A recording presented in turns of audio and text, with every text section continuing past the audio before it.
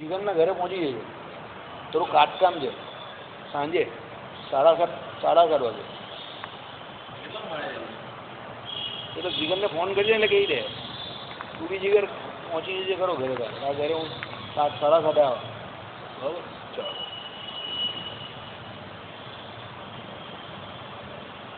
એ રીતે બીજા અધ્યાયના 16મા શ્લોકને આરંભીને આ અધ્યાયના આટલા સુધીના શ્લોકથી સતાનંદ મુનિએ શ્રી હરિને કેવી રીતે પ્રસન્ન કર્યા એ પ્રશ્નનો ઉત્તર કરીને હવે છેલ્લા પ્રશ્નનો ઉત્તર આપવા તેનો પ્રથમ પ્રસ્તાવ કરે છે.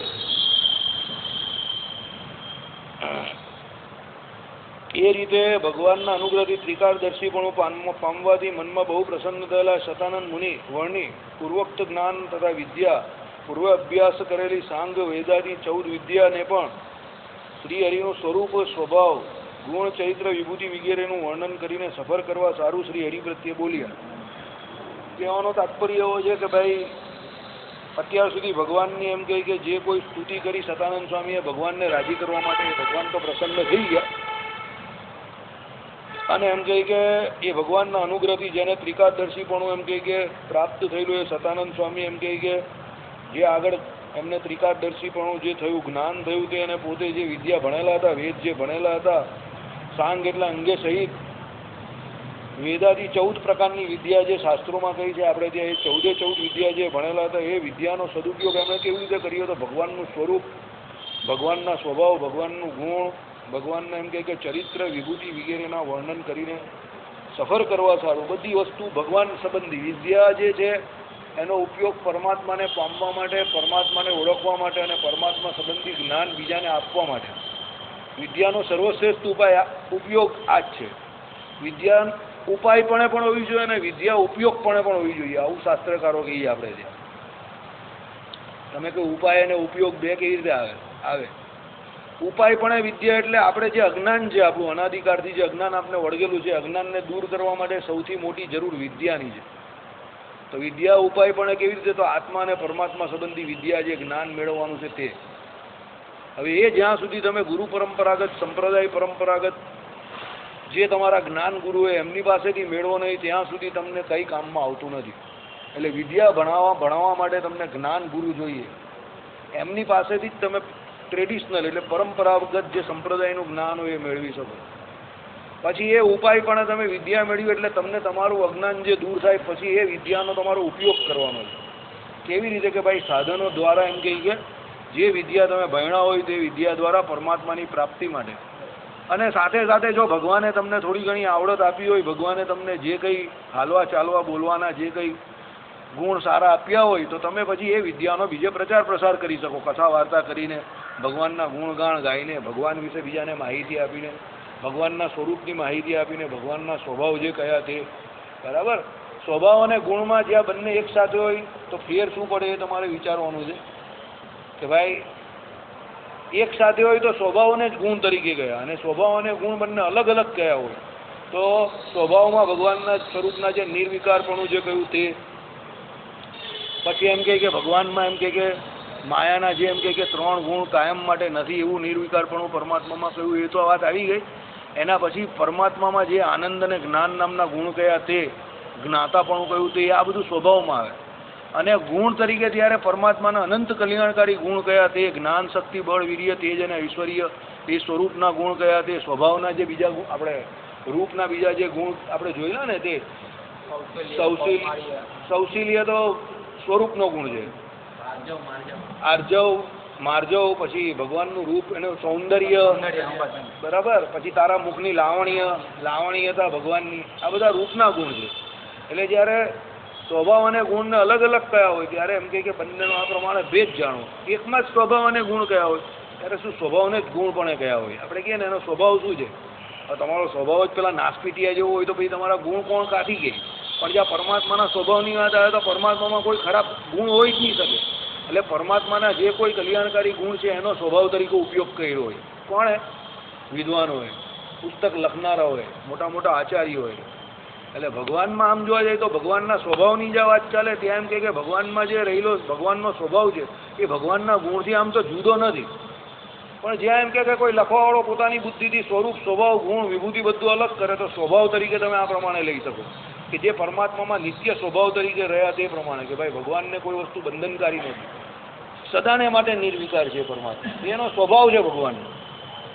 આમ તો જીવ પણ નિર્વિકાર છે, પણ જીવ માયાથી કયો લેપાઈ જાય છે બદ્ધ દશામાં, પરમાત્મા કદાપી લેપાતા નથી એમ. પછી જ્ઞાન અને આનંદ જે પરમાત્માના ગુણ કહે એ જીવમાં પણ રહેલા છે, સમજો. પછી ભગવાનનું પણ જ્ઞાતાપણું છે, જીવાત્માનું પણ છે, પણ આપણું બધું કેવું છે? અલ્પ છે. પરમાત્માનું બધું કેવું છે? મહત છે એકદમ. એટલે થોડો થોડો ફેર આવો કયો છે, અને બીજા અનંત કલ્યાણકારી ગુણો તો ભગવાનમાં રહેલા જ છે. એટલે અહીંયા આ પ્રમાણે કહ્યું કે ભાઈ શ્રી હરિનું સ્વરૂપ સ્વભાવ ગુણ ચરિત્ર તો તમે આખું જોઈ લીધું ભગવાનનું જે આમાં આવશે એ પ્રમાણે. અને અત્યાર સુધી જે ભૂમિકામાં ભગવાનનું આખું ચરિત્ર આવ્યું સત્સંગી જીવનની ભૂમિકામાં, એ આખું ભગવાનનું કેવું કે ભગવાને જે અહીંયા આ લોકને વિશે આ ધરાને વિશે જે અવતાર ધારણ કર્યો ત્યાંથી અંતર્ધાન લીલા સુધી ભગવાનની જે કોઈ લીલા હતી એ આખું ભગવાનનું ચરિત્ર. હવે એમાં પાછળ ઘણા બધા નંદ સંતોના ભગવત ભક્તોના ઘણાના ચરિત્ર આવે, અને વિભૂતિ તો ભગવાનનું જે આ જગતને નિયમન કરવાનું જે ઐશ્વર્ય જે છે, બરાબર, અને ભગવાન જે અનંતકોટી બ્રહ્માંડમાં વ્યાપીને સર્વવ્યાપકપણે રહ્યા છે અને અંતર્યામીપણે કરીને એમ કે દરેક જીવને એના કર્મનું ફળ આપે છે, પરમાત્માનું શું છે? વિભૂતિપણું છે, ઐશ્વર્ય છે. અને વિભૂતિમાં તમે બીજી પણ વાત કરી શકો, ભગવાનની બે વિભૂતિ કાયમ માટેની જે કહી તે લીલા વિભૂતિ અને નિત્ય વિભૂતિ, બરાબર, એકપાદ વિભૂતિ અને ચતુષ્પાદ વિભૂતિ, એટલે ત્રિપાદ વિભૂતિ. એમ ટોટલ ચતુષ્પાદ વિભૂતિના પરમાત્મા સ્વામી છે. એકપાદ વિભૂતિ એટલે આ લીલા વિભૂતિ જે સૃષ્ટિ પ્રકરણ આપણે જે અત્યારે લીલા વિભૂતિમાં રહેલા તે, અને ત્રિપાદ વિભૂતિ એટલે નિત્ય વિભૂતિ જેમાં મુક્તો કાયમ માટે રહી છે તે, જેને આપણે શું કહીએ છીએ? ચિદાકાશ કહીએ તે, બ્રહ્મ કહીએ તે, અક્ષરધામ કહીએ તે, ગોલોક કહીએ તે. હવે તમે ભગવાનનો જ્યારે કોઈ સત્શાસ્ત્રનો અભ્યાસ કરો, આ બધી તમને કહું કે આટલી બધી રામાયણ કરવાની વાસુદેવભાઈ હું કામ જરૂર છે? બહુ પકાવો છો તમે તો યાર, બરાબર, પકાવતો નથી. આ તમને સત્શાસ્ત્રનું લક્ષણ કહું છું. જ્યારે તમે કોઈ સત્શાસ્ત્રને હાથમાં લેવું તો આટલી વસ્તુ સિવાય બીજી કોઈ વાત નહીં હોય. કા ભગવાનના સ્વરૂપની વાત હોય, ભગવાનના સ્વભાવની વાત હોય, ભગવાનના ગુણની વાત હોય, ભગવાનના ચરિત્રની વાત હોય, અને છેલ્લે ભગવાનના વિભૂતિની વાત હોય. તમે કોઈ પણ શાસ્ત્ર પકડો, રામાયણ લેવો કે ભાગવત લેવો કે ગીતા લેવો, કોઈ પણ શાસ્ત્ર લેવો, તત્વજ્ઞાન તમે કહો તો તત્વજ્ઞાનમાં પણ ભગવાનના સ્વરૂપની જ વાત આવતી હોય. અને જો કોઈ જગ્યા પર સો કોલ્ડ એટલે ઉપર નામ ભલે ભગવાનનું મૂકેલું હોય અને અંદર બધી ફલાણા ઢીમકા આ તે બધી વાત હોય જેમાં કંઈ મજા હોય નહીં એવું હોય, બરાબર, જે પ્રમાણે અત્યારે 80થી 90% લોકો સંપ્રદાયમાં બધી એવી બધી વાતો વાંચે છે કે ના તો એમાં ભગવાનના સ્વરૂપ સંબંધી વાત, ના તો ભગવાનના સ્વભાવની વાત કરી, ના તો ભગવાનના અનંત કલ્યાણકારી ગુણની વાત કરી, અંદર ભગવાનના ના તો કોઈ એવા ચરિત્ર એવા કોઈ પાકા ગયા, બરાબર, ઘણા ચરિત્રો એવા કે જેમાં ગાલમેલ કરેલી છે, અને કાં તો એમ કહી કે ભગવાનની વિભૂતિ વિશે વાત કરી છે શાસ્ત્રોમાં કઈ એ પ્રમાણે. બધું મન ફાવે એવું જ્યાં મૂકેલું છે એ ભગવાને બનાવેલું કે ભગવાન સંબંધી સત્શાસ્ત્ર કહેવાય નહીં. હવે આઈડિયા આવ્યો તમને? સત્શાસ્ત્ર એટલે શું? જેમાં યત વત્તા અર્થ એટલે સત, જે જેવું છે એવું વર્ણવવું છે, જેવું છે એવું કહેવું, એ બધું સત. એટલે જે શાસ્ત્રમાં ભગવાન જેવા જેવા વર્ણવવાની કોશિશ કરી, જો સંપૂર્ણ પ્રમાણે તો કોઈ કહી નહીં શકવાનું, કારણ કે પરમાત્મા તત્વ જ એવું છે. પણ સંપ્રદાયમાં જેટલી બોર્ડર ભગવાને શ્રીજી મહારાજે બતાવી એ પ્રમાણે જે કોઈ શાસ્ત્ર હોય અને એમાં ભગવાનના જે સ્વરૂપ રૂપ સ્વભાવ ગુણ વિભૂતિ એની વાત કરેલી હોય એ બધા સત્શાસ્ત્ર. અને સંપ્રદાયની જે માળખાકીય માહિતી સંપ્રદાયમાં જે મહારાજે બનાવેલી કે નંદ સંતોએ બનાવેલી મર્યાદા, એની બહારનું કોઈ પુસ્તક નાનામાં નાનું 15 પાનાનું હોય કે પછી 500 પેજીસનું હોય કે 1500 પાનાનું હોય, પણ જો એ સંપ્રદાયના મૂળભૂત માળખાથી કે નિયમથી બહારનું જ હોય તો એ પછી કામનું નથી, બરાબર. પછી એને 80% લોકો માનતા હોય કે 90% લોકો માનતા હોય, પણ એ આપણા માટે કંઈ કામનું નથી. કારણ કે શ્રીજી મહારાજે ચોખવટ કરી જ દીધી, સીધી બોર્ડર બનાવી દીધી કે ભાઈ 8 સત્શાસ્ત્ર, દસમ સ્કંદ, પંચમ સ્કંદ, બરાબર, યાજ્ઞવલ્ક ઋષિની સ્મૃતિની પાછી વાત કરી એક જગ્યા પર, આધ્યાત્મ શાસ્ત્ર તરીકે ગીતા ભાષ્ય, બ્રહ્મસૂત્ર ભાષ્ય, બરાબર, અને પેલા 8 સત્શાસ્ત્ર કયા તે. હવે આટલાની વાત તો મુખ્યપણે કરી, અને બીજામાં બીજા હરિદિગ્વિજય કે ભક્ત ચિંતામણી કે નિષ્કુળાન કાવ્ય આવા ઘણા ગ્રંથો ભગવાને કયા. હવે આની બહાર કોઈ વસ્તુ કરવાની જરૂર જ નહીં, આ બીજા બધાની જરૂર કાથી પડી? મને લોકો ઘણા કહે કે તમે આને શાસ્ત્ર તરીકે કેમ નહીં માનતા, પણ મેં કોઈ એની જરૂર જ નહીં. તો મોક્ષ માટે એની જરૂર જ નહીં, તો મોક્ષ માટે શ્રીજી મહારાજે કહ્યું આટલું કાફી છે, એની જરૂર જ નહીં. તો પછી તો એને સત્શાસ્ત્ર કહે કે ન કહે, મારે કોઈને સર્ટિફિકેટ આપવાની કે કોઈના સર્ટિફિકેટ જોવાની જરૂર જ કાં પડે છે? જ્યાં મહારાજે જેટલા ગ્રંથો કયા કે નંદ સંતોએ જેટલા ગ્રંથો કયા એની અંદર મોક્ષ રહેલો જ છે, તો બીજું બધું મારે જોવાની બીજી જરૂર જ કાં છે? પેલો કહે કે લીલા ચરિત્ર એમાં બહુ સારા છે, લીલા ચરિત્ર બીજા ઘણા શાસ્ત્રોમાં સારા છે. ભક્ત ચિંતામણીમાં સારામાં સારા લીલા ચરિત્ર કયા છે, નિષ્કુળાન કાવ્યમાં પણ સારામાં સારા લીલા ચરિત્ર કયા છે, સત્સંગી જીવનમાં સારામાં સારા લીલા ચરિત્ર કયા છે. વચનામૃત જેટલો સારામાં સારો ગ્રંથ આખી દુનિયામાં કોઈ નથી. જો કોઈ માણસ બહુ હોશિયાર હોય, વચનામૃતનો પૂર્વાપરનો સંબંધ એને ખબર પડતી હોય તો એના જેવો સારામાં સારો ગ્રંથ નથી કોઈ. અને કોઈ વધારે વિદ્વાન હોય તો હરિવાક્ય સુધા સિંધુ વાંચે, સંસ્કૃતમાં ટીકા કરેલી જે વાંચે, તો એના દ્વારા એને ખબર પડે. પણ એની બહાર જવાની કોઈ જરૂર જ નહીં તમને. પછી કોઈ મને પૂછવા આવે કે તમે આને માન્ય કેમ નહીં રાખતા ને પેલાને માન્ય, પણ હું શું કામ માન્ય રાખું કે ના રાખું? મને એની જરૂર જ નહીં. તો હું ફર્સ્ટ ક્લાસ રોજ દૂધપાક પૂરી જમતો અને માલપુઆ ખાતો અને મોહનથાળ જમતો અને દાળ ભાત શાક રોટલી એના પછી મને રોજ મળતો હોય, ખાટલેથી પાટલે ને પાટલેથી ખાટલે બેસતો, સોફા પર બેસીને શાંતિથી. પછી મને તમે એમ કહો કે ભાઈ તમે પેલી જગ્યા પર જજો ને, મફતમાં દર ગુરુવારે ને દર શુક્રવારે આ મળે જ ને તે મળે જ. ભાઈ મારે જવાની જરૂર જ નહીં ને ત્યાં, કે ભલે ગમે એટલું મફતમાં આવે ને, મારે હું કામ જવું? ભાઈ છૂટાઈ ગયો, મારે ત્યાં જવાની જરૂર જ નહીં ને. પછી પેલા કહી કે ના એ લોકો તો બહુ સારા છે ને બધું બહુ આમ કરે. ભાઈ એ ગમે એવો હોય ને, મારે એની જોડે શું લેવા દેવા? કે એના ઘરે ગમે તે કરે.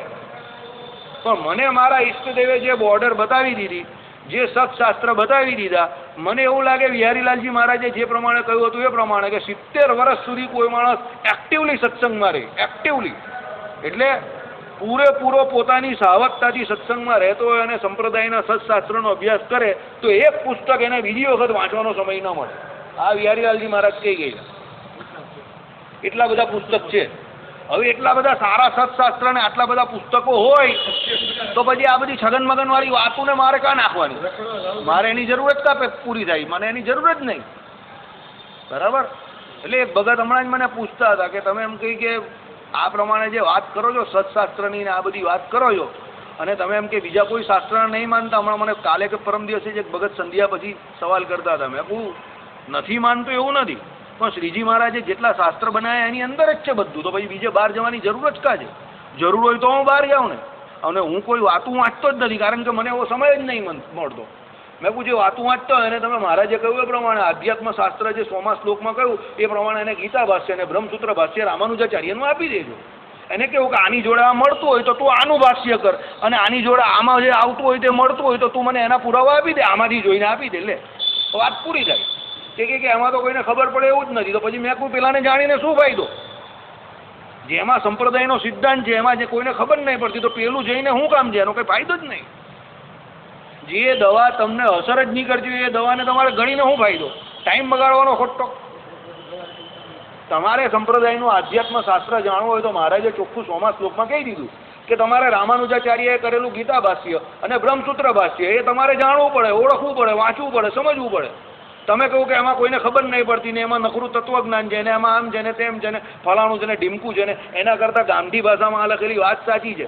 અરે એવું તો દુનિયામાં બધું બહુ સસ્તું મળે છે. એને શું કરવું? એને મારે શું કરવું? શું એને બધી સસ્તું વસ્તી કંઈ સારી થોડી હોય છે? જ્યાં શ્રીજી મહારાજે આ સત્શાસ્ત્રમાં કે પોતે રચેલા વચનામૃત આદિ ગ્રંથોમાં શાસ્ત્રોની જ્યાં વાત કરી, ત્યાં જે કોઈ તમે કહેલા ગ્રંથોની વાત જ નહીં કરેલી, એને ગ્રંથ તરીકે પણ નહીં વર્ણવ્યા કોઈ જગ્યા પર, તો હું એને શું કામ માનું? મારા બાપાએ કરેલા વિલમાં જેનું નામ નહીં લખેલું હોય તેમાં એને કંઈ મળે જ નહીં. ચોખ્ખી વાત છે. જેનું નામ લખેલું એને મળે. એમ મારા બાપા શ્રીજી મહારાજે એમને કરેલા વિલની અંદર સત્શાસ્ત્રમાં જેના નામ છે એને હું માનું છું, જેના નામ નથી એને હું નહીં માનતો. એમાં હું કાં કંઈ ખોટું કરું? આજે જાહેરમાં મેં એટલે જ ચોખવટ કરી નાખી આ બધી બાબતની. લોકો ખોટું ખોટું લોહી પીવા આવે કે આ કેમ નહીં ચાલે ને પેલું કેમ ન ચાલે. અરે હું થોડો કંઈ નક્કી કરવા વાળો છું. હું થોડો કંઈ સંપ્રદાયનો ઘડવાઈઓ છું કે હું થોડો કંઈ જાતે નિર્ણય લેવું છું. મને તો મારા મા બાપે જે શીખવાડ્યું, અને મા બાપ એટલે અહીંયા ગુરુઓ, અને મારા મા બાપના સંસ્કાર પણ ખરા જ. મારા કુટુંબમાં કોઈ એ બધું વાંચવા નહીં ગયું. For your kind information. એટલે મારા માતા પિતા પણ એ રીતે તો મારા ગુરુ કહેવાય કે મને સંપ્રદાયનું ઓરિજિનલ જ્ઞાન આપવામાં એમનો પણ સહારો તો ખરો જ. ભલે એમને પુસ્તક ઓછા વાંચ્યા હશે પણ ખોટી જગ્યાએથી તો મને બચાવીને રાખ્યો જ. મને એટલે અમારા બધાને એમ સમજો. હા, પછી જે પોતપોતાના હિસાબે અમારા ઘરના માણસો પણ બીજે ગયા, એ લોકોની બુદ્ધિને હિસાબે ગયા. પણ જે અમને સંપ્રદાયનું જ્ઞાન મળ્યું એ બધું જેટલું હતું એટલું અમારા મોક્ષ માટે બરાબર હતું.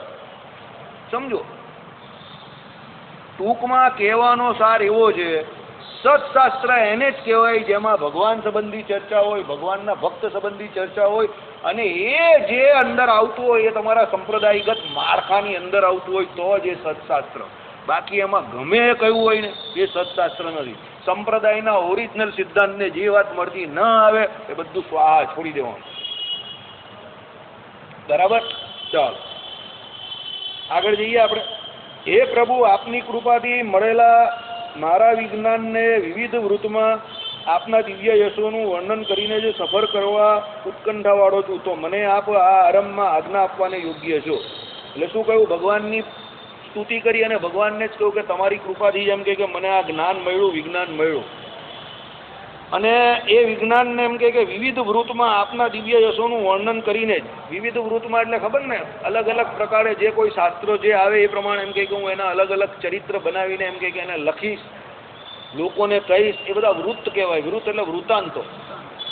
વૃત્તાંતો આપણે ત્યાં ઘણી બધી પરંપરા છે એની. પહેલું તો વૃત્તાંત લખવાની પરંપરા, પછી વૃત્તાંત સમજવાની પરંપરા, પછી વૃત્તાંત સમજાવવાની પરંપરા.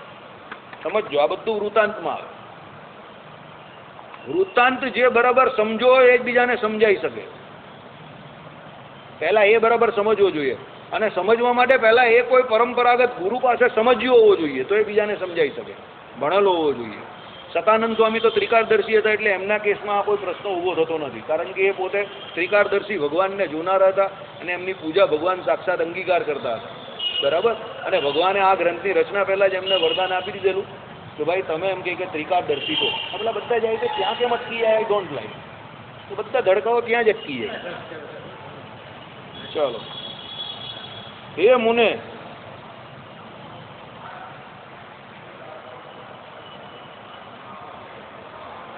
હે રાજન, એ રીતે શતાનંદ મુનિને નિષ્કપટપણે પરમ પ્રેમથી પ્રાર્થના કરેલા શ્રી હરિએ કહ્યું કે હે દ્વિજવર, તમારો આ મનોરથ સફળ થશે. શું કહ્યું? તમારો આ મનોરથ સફળ થશે. કયો મનોરથ સફળ થશે? કે ભાઈ તમે જે ભગવાનના ચરિત્રનો ગ્રંથ કરવા તૈયારી બતાવો છો એ તમારો જે મનોરથ છે એ સફળ થશે એવું ભગવાને એમને વરદાન આપી દીધું. હે મુને, અહીંથી મારી સાથે તમે ઉત્તમ દુર્ગપતન પ્રત્યે આવો. દુર્ગપુરમાં હું ગોપીનાથજીનું દિવ્ય મંદિર કરાવીશ. આ કેમ અહીંયા કહ્યું દુર્ગપુરમાં? ભગવાન અત્યારે મળ્યા છે દબાણમાં સતાનંદ સ્વામીને. એટલે સતાનંદ સ્વામીએ ત્યાં જે ભગવાનને પોતાનું ચરિત્ર કહ્યું એટલે હવે કહે છે ભગવાન, શું કહે છે કે ભાઈ તમે અમારી જોડે દુર્ગપુરમાં આવો. કેમ દુર્ગપુરમાં આવવાનું કહ્યું? કે ભગવાન પોતે ત્યાં બિરાજમાન કાયમ માટે ત્યાં રહેતા હતા. એટલે દબાણમાં બંનેની મુલાકાત થઈ. આ મુલાકાત ક્યાં થઈ તો તમને ખબર જ છે. યજ્ઞ હતો, બહુ મોટી સભા હતી અને કેટલા બધા હરિભક્તો ભગવાનની પૂજા કરતા હતા. વસ્ત્ર આભૂષણ અલંકાર ભગવાનને આપ્યા હતા. ભગવાને પછી એ જ દિવ્ય વસ્ત્ર આભૂષણ અલંકાર બધા જે વિપ્રો હતા એમને દઈ દીધા. ભીડ બધી પૂરી થઈ. પછી સતાનંદ સ્વામી ભગવાનને મળવા ગયા, પોતાનું આખું ચરિત્ર કહ્યું, પોતે જે કંઈ કરવા માંગે એ કહ્યું. ભગવાન એમને જાણતા હતા, બદ્રીપતિ નારાયણ રૂપે એમને જે વરદાન આપેલું, તો પણ ભગવાન પોતે મનુષ્ય નર નાટક કરતા હોય એ પ્રમાણે એમની જોડે અંજાન બનીને એમની પાસે આખો ઇતિહાસ કઢાવ્યો કે તમે કોણ, તમે શું કરવા માંગો છો, એ બધી માહિતી પૂછી. એમના કુટુંબની માહિતી પૂછી. સતાનંદ સ્વામીએ પોતાની માહિતી આપી. પોતાનો જે ભગવાન પ્રત્યે ગાઢ અનુરાગ છે એની વાત કરી. પોતાનું આખું જીવન ચરિત્ર કહ્યું. ભગવાન વિશે વાત કરી. ભગવાને પછી બદ્રીપતિ નારાયણ રૂપે એમને જે હતું એ બધી વાત કરી.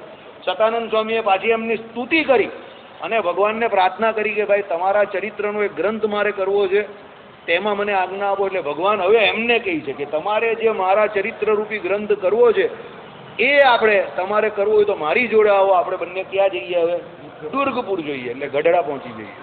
આ તમને અત્યાર સુધીની જે પૂર્વ ભૂમિકા હતી સત્સંગી જીવનની એ સમજાવી.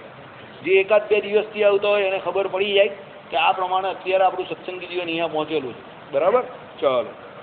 એ દુર્ગપુરમાં હું ગોપીનાથજીનું દિવ્ય મંદિર કરાવીશ. ભગવાને પહેલેથી વાત કરી દીધી. શું? ગોપીનાથજી મહારાજનું હું દિવ્ય મંદિર કરાવીશ એવી ભગવાને વાત કરી. હજુ ગોપીનાથજીનું મંદિર થયું નથી. આ મુજબ અત્યારે આપણે આ મુજબ વાત કરીએ છીએ. અત્યારે તો કોઈ નહીં થયું, એ તો મળેલા છે. પણ ભગવાનના સંકલ્પ હોય એટલે ભગવાનના સંકલ્પ તો પૂરા થવાના જ છે. એટલે ભગવાને તો પહેલેથી આખો જે ફોર્મ્યુલા બનાવી જ દીધી હોય કે મારે આટલું આટલું કામ કરવાનું છે. બરાબર? એટલે ભગવાને પહેલેથી જ કહી દીધું કે ગોપીનાથજીનું મંદિર મારે કરવાનું છે. બરાબર. ચલો, એવા અતિ પવિત્ર ક્ષેત્રમાં રહીને ક્ષેત્ર મહિમાથી સ્થિર મન થઈને તમો હે વર્ણિન તમારા અનુભવ અને સંકલ્પને અનુસારે મારા સંબંધવાળું શાસ્ત્ર રચશો. અહીંયા વર્ણિન તરીકે સંબોધન કોને આપ્યું?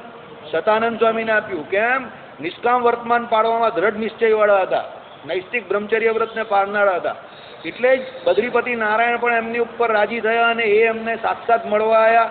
એટલે જ એમની જે પાસે જે એમ કે ભગવાન હતા તે શું કોનો? આ શ્રીજી મહારાજને એમને સાક્ષાત ભેટો થયો. બરાબર. શાસ્ત્રને વિશે એવું કહ્યું છે કે ભાઈ ધર્મ પાળવામાં સૌથી મોટો પ્રથમ ધર્મ હોય તો એ નિષ્કામ વર્તમાન છે. નિષ્કામ વર્તમાન પાળે તો તમારામાં બધા ગુણ આવે. એટલે જેટલા નિષ્કામ વર્તમાન પાળવામાં આપણામાં કચાશ એટલા ભગવાન આપણાથી દૂર, અને જેટલો નિષ્કામ વર્તમાન પાળવામાં પાવરફુલ એટલા ભગવાન એનાથી નજીક. એટલે ભગવાન મેળવવામાં સૌથી પહેલું પગથિયું કોઈ હોય તો આ નિષ્કામ વર્તમાન છે. એટલા માટે અહીંયા સતાનંદ સ્વામીને ભગવાને શું સંબોધન કર્યું? હે વર્ણિન. વર્ણિન એટલે શું? વર્ણિ એટલે શું? નૈષ્ટિક બ્રહ્મચારી. બરાબર. બીજું શું કહ્યું? પવિત્ર ક્ષેત્રમાં રહીને ક્ષેત્ર મહિમાથી સ્થિર મન થઈને. બહુ પવિત્ર ક્ષેત્રમાં બદ્રિકાશ્રમમાં રહેલા ને બદ્રીપતિ નારાયણની જોડે, એટલે એમનું મન તો સ્થિર થઈ ગયેલું. તપસ્વી હતા, વર્ણિય હતા. તમારા અનુભવને સંકલ્પને અનુસારે મારા સંબંધનું શાસ્ત્ર રચશો. હવે ભૂતકાળની વાત કરી કે ભાઈ તમે દુર્ગપુરમાં આવશો ત્યાં પણ તમને પવિત્ર સંબંધ રહેશે. કોનો? દુર્ગપુરનો, એ જગ્યાનો. કારણ કે ગધેડાનું પણ મહાત્મય છે ને એટલું જ. એટલે ભગવાને શું કહ્યું કે તમે ત્યાં રહેશો, સત્સંગમાં રહેશો, હરિભક્તની જોડે રહેશો, પવિત્ર સ્થાનને વિશે રહેશો, અમારી જોડે રહેશો. એટલે તમને તમારી જે જ્ઞાન શક્તિ જે છે એ પ્રમાણે તમે તમારા સંકલ્પના અનુસારે જે કંઈ ગ્રંથની રચના કરશો તે ગ્રંથ કેવો અતિ ઉત્તમ થશે. આ થઈ સત્સંગી જીવનની પૂર્વ ભૂમિકા તૈયાર કરી નાખી ભગવાને અને સતાનંદ સ્વામીએ મળીને. હે રાજન,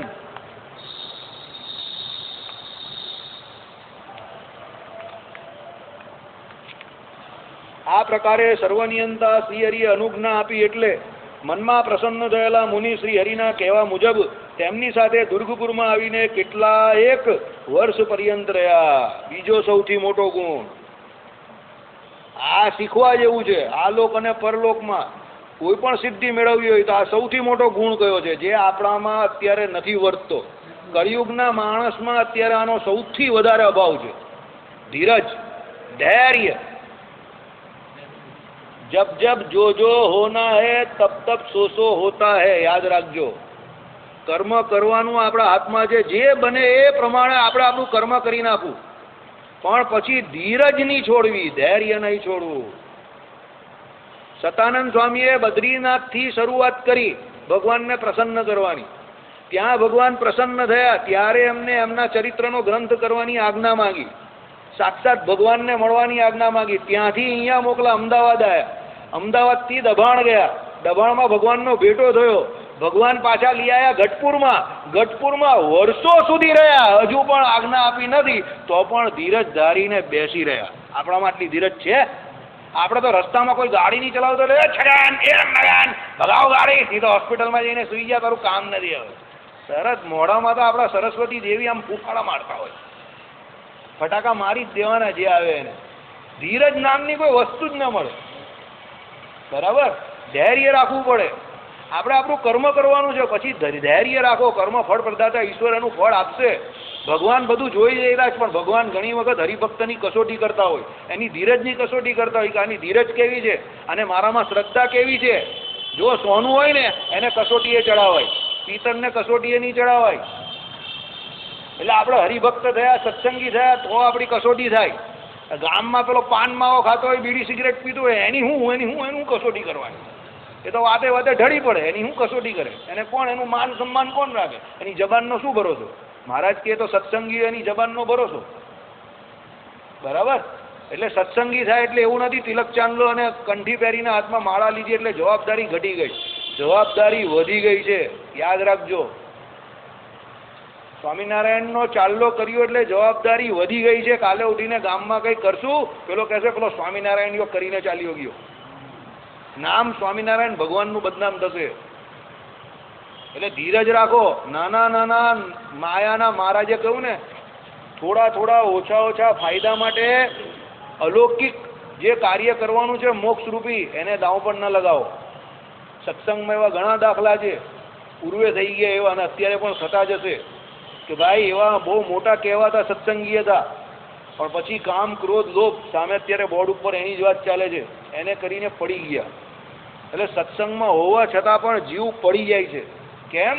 માયિક એવા ફાયદા માટે અલૌકિક પરમાર્થ જે પરમાત્મા મોક્ષરૂપી જે સાધન આપનારા, જે મોક્ષને આપનારા છે એને ભૂલીને નાના નાના ફાયદાની સામે જો એટલે જીવ આને આ લોકમાં પછી અટવાયા કરે. એટલે આવો મોટો સત્સંગનો લાભ મળ્યો હોય, આવા મોટા ભગવાન મળ્યા હોય, આવા તમારા જેવા હરિભક્ત મળ્યા હોય, બધું કેવું થઈ જાય? ફેલ થઈ જાય. બરાબર? એટલે શોર્ટ ટર્મ ફાયદા વિશે ના વિચારો, લોંગ ટર્મ ફાયદા વિશે વિચારો. મોટો ફાયદો શું છે? તો અહીંયા આવીને મોક્ષ કરવાનો છે અને એ કામ કરીને જ રહીશ. મહારાજે વચનામૃતમાં કહ્યું એ પ્રમાણે હવે તો પેલા અક્ષરધામની પંક્તિમાં, પેલા મુક્તોની પંક્તિમાં જ ભળવું છે, એ સિવાય બીજે કશે લોભાવવું નથી. એમ કને થોડી હિંમતવાળી વાત કરો, બી અ મેન, પુરુષ જેવી વાત કરો, ઢીલી ઢીલી વાત ના કરવાની. આ ન થાય ને પેલું ન થાય ને આ નહીં ખબર પડતી ને પેલું રોંદણા નહીં કરવાના. થોડા બી અ મેન, પુરુષ જેવી વાત કરો. મહારાજે ચોખ્ખા શબ્દમાં કહ્યું છે પુરુષાતન રાખવું, સંઘર્ષ કરવો. જિંદગીમાં કોઈ પણ વસ્તુ સંઘર્ષ વગર પ્રાપ્ત નહીં થતી, આ લોકની હોય કે પરલોકની હોય. સંઘર્ષ કરવો. અમારા મંડળના ઘણા બધા પણ એવા આવે મારી પાસે, કાયમ જ આવે. મને તો ખબર જ હોય, હું મંદિરમાં એટલે ઘણા લોકો એવા એ બધા પ્રોબ્લેમ્સ લઈને જ આવે મારી પાસે. 1 2 3 4 એટલે હું કાયમ કહું પ્રોબ્લેમ્સથી બતાવ, સોલ્યુશન બતાવ, રસ્તો શું છે એ બોલ. 1 2 3 4. ઘણી વખત ઘણા પ્રશ્નોના હલ સમયે કરીને થતા હોય, એ આ ચરિત્ર દ્વારા બતાવે છે કે ભાઈ સતાનંદ સ્વામી બધી રીતે એક્યુરેટ હતા, કમ્પ્લીટ હતા, પણ એમને જે ગ્રંથ કરવાનો હતો એ હજુ મહારાજે છૂટ કેમ ના આપી? ભગવાન હજુ સત્સંગમાં રહીને બીજા એવા ઘણા ચરિત્ર કરવા માંગતા હતા. અને ભગવાનને જે સમય યોગ્ય લાગે એ સમયે છૂટ આપે ને, સમજો. એટલે ભગવાન નક્કી કરે એ તો. અને મહારાજે વચનામૃતમાં કહ્યું એ પ્રમાણે હવે તો ભગવાનની આજ્ઞા એ જ આપણું પ્રારબ્ધ, આપણું પોતાનું કંઈ નહીં. તેરા તુજકો અર્પણ. ભગવાનને હવે આપણે આપણી જાતને સોંપી દીધી. એટલે ભગવાનની આજ્ઞામાં રહીને ભગવાન જેમ કે એમ જ વર્તવાનું છે. બરાબર? એમાં જ આપણું હિત છે. આપણે આપણું હિત નહીં કરી શકવાના, યાદ રાખજો. આપણે તો જે જગ્યા પર આપણું હિત દેખાય એમાં પણ ઘણી વખતે બહુ મોટું અહિત થઈ જાય છે આપણું. એ આપણો અનુભવ જ છે. નહીં તો આ દુનિયામાં કોને નિષ્ફળતા કે દુઃખી થવું ગમે છે? પણ તો પણ આપણે અમુક કામ કરીને નિષ્ફળ પણ થઈએ છીએ અને દુઃખી તો કેટલા થઈએ છીએ મારે અહીંયા કહેવાની જરૂર નથી, તમારા બધાના ચહેરા પરથી જ દેખાય છે. બરાબર? એટલે ભજન કરવાનું અને ધીરજ રાખવી. સ્ટ્રગલ કરો, સંઘર્ષ કરો. ભગવાનને મેળવવામાં પણ સંઘર્ષ છે, પણ આનંદથી સંઘર્ષ કરો. મહારાજે કહ્યું ને મનને ઉદાસ નહીં મૂકવાનું, આઠે પોળ આનંદમાં રહીને ભગવાનનું ભજન કરો. બરાબર? સંઘર્ષ કોની જોડે છે આમાં ખબર તમને? પંચ વિષય જોડે સંઘર્ષ છે, માયા જોડે સંઘર્ષ છે, ભગવાન જોડે સંઘર્ષ નથી. આ તો પેલો ઢીલો પડી જાય તો આ નારાયણ મુનિદેવ મને કઈ આપતા નથી, બહુ દુઃખી થઈ ગયા, આટલી બધી પૂનમ ભરીને થાકી ગયો, લક્ષ્મી નારાયણ દેવ મારી સામે નહીં, હું હે કરે. સંઘર્ષ માયા જોડે છે તમારો. બરાબર? ભગવાન જોડે કોઈ સંઘર્ષ નથી. ભગવાન તો પરમ દયાળુ, પરમ કૃપાળુ છે. એમને જે કર્યું તે કરી જ દીધું છે. સમજો? એટલે માયા જોડે સંઘર્ષ કરશો તો ભગવાન ઓટોમેટિક મળી જશે. અહીંયા સતાનંદ સ્વામીના ચરિત્ર દ્વારા એ કેવી ધીરજ, તમે જોવું તો ખરા, કેવી મોટી ધીરજ. અરે ત્રિકાળદર્શી વ્યક્તિ, એક જાતના સમાધિ વગર ભગવાનને કાયમ ત્રિકાળમાં જોનારા વ્યક્તિ, ભગવાનનું સાક્ષાત દર્શન કરનારો વ્યક્તિ, તો પણ એક વસ્તુ, એક ગુણ સૌથી મોટો એમનામાં છે, એ સમજવા જેવો જ ને જોવા જેવો જ. ભગવાને જ્યાં સુધી આજ્ઞા ન આપી ત્યાં સુધી ત્રિકાળદર્શીપણું હતું, તો પણ ગ્રંથ લખવાનો પ્રારંભ કર્યો નહીં. આ મોટા માણસનું લક્ષણ યાદ રાખો. મોટો માણસ હોય, આપણે કાયમ સભામાં કહીએ છીએ એક વાત, બડા આદમી બનના હૈ તો ऐसी छोटी छोटी हरकतें करना बंद कर दो. याद રાખજો, छोटी छोटी हरकतें करके कभी कोई इंसान बड़ा नहीं हो सकता. હું નહીં કહેતો મોટા મોટા જેટલા થઈ ગયા બધા કહે છે, એટલે નાની નાની હરકત કરીએ જ ને આપણે જિંદગીમાં, બંધ કરી દેવું. પહેલા તમને પોતાને એવું ફીલ થવું જોઈએ કે હું બહુ મોટો માણસ છું, અને એવું કામ કરવા માંડો મોટા માણસ કરે ને એવું. પછી તમે જોજો one day you will become a big man. તમે મોટા માણસ થઈ જ જશો. મોટો માણસ રૂપિયા પૈસાથી નહીં થતો. બરાબર? તમને ઘણાને એવું હશે કે મોટા માણસ ગાંધીજી પાસે બહુ રૂપિયા હતા. મોટો માણસ કોઈ રૂપિયા પૈસાથી નહીં થતો.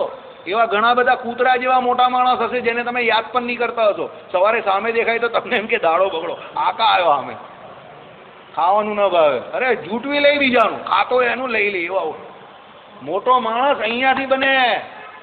બરાબર? કલેજું, છાતી મોતી હોવી જોઈએ, હિંમત. કોઈ આવ્યો હોય, એક રોટલો હોય તો મહારાજ કઈ ને એ પ્રમાણે એમાંથી અડધો દે પેલા ને, એ મોટો માણસ છે, દિલથી મોટો માણસ. ચાલ મારી પાસે એક છે ને, અડધો તું ખા, અડધો હું ખાઈશ. અમે લોકો ભણતા હતા ત્યારની વાત, છોકરા હતા ત્યારે. અમારે પરીક્ષાને આગલે દિવસે કોઈની ગરીબ છોકરા પાસે પુસ્તક નહીં હોય ને, રૂમે બોલાવી દે, આવી જજે રૂમ પર. અડધું પુસ્તક એને ફાડીને આપી દઈએ, લે અડધું તું વાંચ, આ 5 ચેપ્ટર તું વાંચ, આ 5 હું વાંચું છું. રાત્રે 3 વાગે તું મને દઈ દેજે, પછી તને આપી દઈશ. આટલી જીગર. ખબર હોય બીજે દિવસે બપોરે 3 વાગ્યા પછી એ પુસ્તકની બેમાંથી કોઈને કોઈ કિંમત નથી. પરીક્ષા પૂરી થઈ ગઈ પછી એનું શું કામ તમને? પણ આલા નાના કલેજાવાળા પેલા હોય ને, પુસ્તક ફાટી જાય તો પછી એના રૂપિયા નહીં આવે. અરે તો રૂપિયા ચાટવાનો એને કેટલા રૂપિયા આવવાના? પણ પેલાનું વર નહીં બગડે ને, એ તો જો. એટલે એક કલેજું જોઈએ, જીગર જોઈએ. બરાબર? અને એ કયા પ્રમાણે એ જીગર માણસ જન્મજાત લઈને આવે, કા પછી શાસ્ત્રો દ્વારા શીખવું પડે તમારે, તો એ જીગર આવે. બાકી એમ કઈ જીગર ના આવે. બહુ મોટા મેં જોયા છે પણ જીવ આવો ટૂંકો, હાવ ટૂંકો. અને નાના છોકરાને તમે કહું ને તો કોઈ બીજું રડતો હોય ને કે ને અને જરા ચોકલેટ આપી દે ની, હા અંકલ હું આપી દઉં ને, રડે તો અરે આટલું નાનું બાળક આપી દેશે. પણ પેલો મોટો ગધેરો હશે તે નહીં આપશે. ત્યારે આપણે એમ થાય આના દીવા આમને આમ જ ગયા, જીવન નકામું ગયું, વાળ સફેદ થઈ ગયા, તો પણ કઈ કામમાં આવ્યું નહીં. પોતે પોતાના માટે તો કામમાં નહીં આવ્યો, બીજાને પણ કઈ કામમાં આવ્યો નહીં. બરાબર? એટલે માણસની ઓળખાણ એના ગુણો દ્વારા છે. સતાનંદ સ્વામી અહીંયા 2 પોતાના મોટા ગુણો ઓળખાવ્યા. પહેલી ધીરજ અને બીજી ભગવાનની આજ્ઞામાં રહેવું, એ સંપૂર્ણપણે. આવા ગુણ હોય તો ભગવાન આપણાથી દૂર નથી, નજીક જ છે. પણ આપણામાં એ ગુણ કમ નસીબે હજુ ઓછા વધતા પ્રમાણે છે. આવી જશે જેવા છે તેવા હરિભક્તોમાં જોઈએ તો ભગવાન આપણાથી દૂર છે જ નહીં. મહારાજે કહ્યું ને એ પ્રમાણે અણુ સરખા પણ દૂર નથી, છે, નજીક જ છે. બરાબર? ચાલો આપણે આગળ જોઈએ. હવે ભગવાનની આજ્ઞાને અનુસારે શતાનંદ મુનિએ શ્રીહરિની દિવ્ય લીલા જેમાં પ્રધાનપણે વર્ણવી છે અને સર્વધર્મનો બોધ આપનારું હોવાથી ધર્મશાસ્ત્ર રૂપ સત્સંગી જીવન નામનું આ શાસ્ત્ર શ્રી ગોપીનાથજીના મંદિરમાં રહીને રચ્યું. વાહ વાહ, મજા આવી ગઈ. શ્રી ગોપીનાથજી મહારાજ. બરાબર? એક સ્ટેમ્પ લગાવ્યો અહીંયા કે ભાઈ ભગવાનના મંદિરની નજીક, ભગવાનના મંદિરમાં જ આ પરમ પવિત્ર ગ્રંથની રચના થઈ હતી. એટલે આ ગ્રંથ કેવો છે? પરમ પવિત્ર જ છે. આમાં બધું પરમ પવિત્ર જ છે, બધું જ પ્રસાદીનું છે. અક્ષર બ્રહ્મ જે કહ્યું, અક્ષરમય બ્રહ્મ એટલે શું? અક્ષર શબ્દ પોતે શબ્દમય બ્રહ્મ, એવી વાત આવે છે આપણે ત્યાં. એક એક શબ્દ જે છે તે બ્રહ્મનું સ્વરૂપ છે, પરમાત્માનું સ્વરૂપ છે. એમ સત્સંગી જીવનનો એક એક શબ્દ જે છે તે કોનું સ્વરૂપ છે? પરમાત્માનું સ્વરૂપ છે. એમાં પરમાત્માના સ્વરૂપની જ વાત આવે છે. એટલે આ આખું શાસ્ત્ર રચ્યું. આથી કયા સ્તરમાં રહીને આ શાસ્ત્ર રચ્યું હતું એ પ્રશ્નનો ઉત્તર આપ્યો. એકચ્યુઅલી સંવાદ કોનો ચાલે છે ખબર ને તમને? પ્રતાપસિંહ રાજા અને કોનો ચાલે છે? સુરત મુનિનો ચાલે છે. અને એ સંવાદ મુજબ સુરત મુનિ જે છે તે આ ગ્રંથ ક્યાં રચાયો હતો, એ પ્રતાપસિંહ રાજાને એ ગ્રંથની રચના કઈ જગ્યા પર થઈ હતી એની વાત કરી. કોણે કરી હતી એ સતાનંદ સ્વામીનું નામ આપ્યું. અને સતાનંદ સ્વામી એ સુરત મુનિના ગુરુ હતા અને એમના લક્ષણો કયા, એમનું જીવન ચરિત્ર આખું કયું, વૃત્તાંત કયું. અને સુરત મુનિએ એમના ગુરુ સતાનંદ સ્વામી અને શ્રીહરિની કેવી રીતે મુલાકાત થઈ એની આખી વાત કરી. અને આખા ગ્રંથની પૂર્વ ભૂમિકા તૈયાર કરી. આવે કોના માટે? આપણા માટે. આ બધું આપણા માટે જ થયું છે. દુનિયામાં જે કંઈ સારું થાય છે બધું આપણા માટે જેમ માનીને ચાલજો તો આપણે બહુ સુખી રહીશું. બરાબર? અને દુનિયામાં જે કંઈ ખરાબ થાય છે એ આપણા માટે નથી, જવા દેવાનું એનું આપણે કંઈ કામ જ નથી. મને ઘણા લોકો કહે તમને નહીં ખબર? મેં કહું નથી ખબર. તો કે કેમ નહીં ખબર? મેં કહું જાણવાની જરૂર જ નહીં. દુનિયામાં બધું જાણવું કંઈ જરૂરી થોડું છે? એવું બધું બહુ નક્કામું છે, જેને નથી જાણવું. તું જાણે ભાઈ, મને તારું કંઈ કામ નહીં. ખરાબ હોય એને જોવાનું જ નહીં સામે. તું જા ભાઈ, તું તારા રસ્તે, હું મારા રસ્તે. બરાબર? ચલો.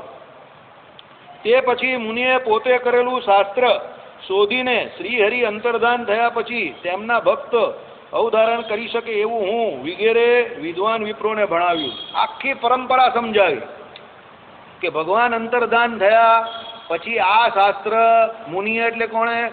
સતાનંદ સ્વામીએ પોતે પોતાના જે શિષ્યો વિદ્વાનો હતા જે એમના શિષ્યો વિદ્વાનમાં એક આ સુરત મુનિ પોતે હતા, જે પ્રતાપસિંહ રાજાનો એ હતું તે, અને એટલે અત્યાર સુધી એમની નામ આવ્યું છે, સુરત મુનિનું નામ આવ્યું છે, એટલે એમને હા હા તમે એમ નામ બોલો છો, હું કંઈ બીજું જ સમજો. ચલો, એટલે એ સતાનંદ સ્વામીએ કોને? વિદ્વાન વિપ્રોને પણ ભણાવ્યું. હું વગેરે વિદ્વાન વિપ્રો, એટલે એમના જે બીજા પણ વિપ્રો હતા એને ભણાવ્યું. હવે અહીંયા બીજી એક મહારાજની આજ્ઞાની વાત આવે છે. જે વિદ્વાન બ્રાહ્મણ હોય એણે શાસ્ત્રો ભણવા અને ભણાવવા. શિક્ષાપત્રી અર્થ દીપિકામાં આપણે આ અર્થ સમજેલા છે. ભણવા પણ અને ભણાવવા પણ, આ એનો ધર્મ છે બ્રાહ્મણનો. પછી એમ નહીં કહેવાનું પેલો બ્રાહ્મણ આવી ગયો શ્રાદ્ધ પક્ષમાં બોલાયો, 500 રૂપિયા એક ધોતિયું દેવું પડ્યું એને. અરે દેવું પડ્યું એટલે એનો અધિકાર છે. તું કે એને મફતમાં થોડો આપે છે, એમનો અધિકાર છે લેવાનો. અને શાસ્ત્રમાં જે પ્રમાણે વિધિ કયા છે એ નૈમિતિક કર્મમાં આવે છે ને આવે છે તારે છે, એમાં કાં કઈ વાંધો છે? વર્ષમાં એક વાર તો આવે છે. એવા ઘણા શાસ્ત્ર છે, શ્રાદ્ધ છે, એ બહુ એક પછી એક તરત જ કરવાનો હોય. આ તો એક જ વખત આપણે કરીએ છીએ. હમણાં જ આવેલું એક જગ્યા પર વાંચ્યું, કેટલા 10-12 પ્રકારના શ્રાદ્ધ આવે છે. આપણે તો એમાંથી કેટલા કરતા જ નહીં. આ એક નૈમિતિક વર્ષો વર્ષ એકવાર આવે એ શ્રાદ્ધ કરીએ છીએ, બરાબર? એટલે એમાં પાછા કહીએ કે આવી ગયો, એને ફોકટમાં દેવું પડે છે, એને કેટલું સારું છે. એટલે ભાઈ એને એવી મર્યાદા પણ પાડવાની છે ને. એટલે ભણવાનો ને ભણાવવાનો એને ભગવાને શું એને આજ્ઞા કરી છે બ્રાહ્મણોને, એ પ્રમાણે અહીંયા કહ્યું છે કે ભાઈ સતાનંદ સ્વામીએ જે બ્રાહ્મણો હતા બીજા એમને આ સત્સંગી જીવન નામનો ગ્રંથ ભણાવ્યો, જેને કરીને એ બીજાને ભણાવી શકે. પરંપરાગત શ્રીપતિમ શ્રીધરમ